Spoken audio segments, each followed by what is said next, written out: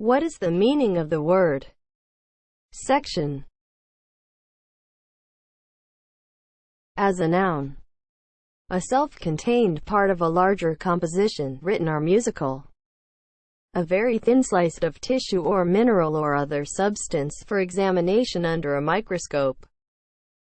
A distinct region or subdivision of a territorial or political area or community or group of people.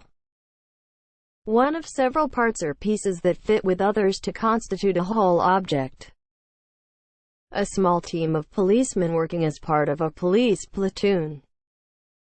A land unit equal to 1 square mile. Geometry, the area created by a plane cutting through a solid. A small class of students who are part of a larger course but are taught separately. A division of an orchestra containing all instruments of the same class.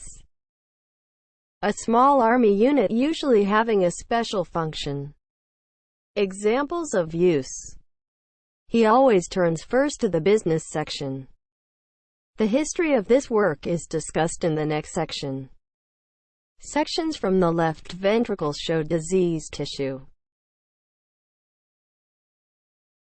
Section is spelled S-E-C-T-I-O-N. Section.